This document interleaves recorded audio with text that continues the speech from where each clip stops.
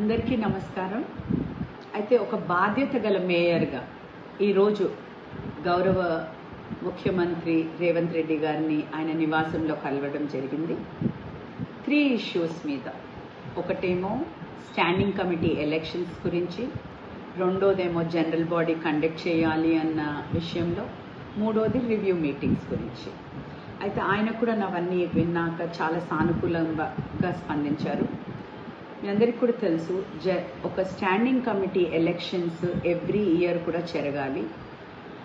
So November లోపల మా standing committee tenure అయిపోయింది. సో ఎలక్షన్స్ ఇమీడియట్గా జరగవలసి ఉండే, కానీ కోడ్ వలన, ఎమ్మెల్యేస్ కోడ్ వలన ఎలక్షన్ జరగలేకపోయింది.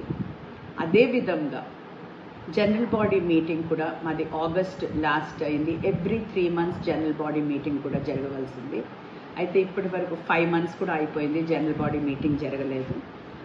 అండ్ మా కార్పొరేటర్స్ అందరూ కూడా, అన్ని పార్టీలు, 4 పార్టీల కార్పొరేటర్లు కూడా నా దగ్గరికి పదే రావడం, మా ఆఫీస్కి వాళ్ళ వినతి పత్రం ఇవ్వడము, జనరల్ బాడీ కండక్ట్ చేయమనడము, మరి స్టాండింగ్ కమిటీ ఎలక్షన్స్ పెట్టమనడము, ఇవన్నీ కూడా వాళ్ళు వచ్చి నన్ను అడుగుతున్నందుకు నేను కమిషనర్ గారికి లెటర్స్ కూడా రాశాను.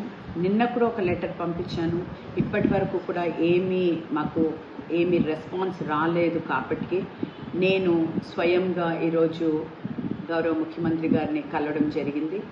ఆయన ఇమీడియట్గా కమిషనర్ గారికి ఫోన్ చేయడం, నా ముందలే ఫోన్ చేయడం కూడా జరిగి ఆయనకి ఇన్స్ట్రక్షన్స్ కూడా ఇవ్వడం జరిగింది. అంతేకాని నేను ఏ పార్టీ మారుతున్నాననేసి కానివ్వండి, ఇవన్నీ కూడా అవాస్తవము. ఇవన్నీ కూడా ఎవరు కూడా బిలీవ్ చేయొద్దండి. నేను తప్పకుండా ఏ పార్టీలో అయితే ఉన్నానో బీఆర్ఎస్ పార్టీతోనే ఉంటానని అందరికీ కూడా తెలియజేస్తున్నాను. Thank you.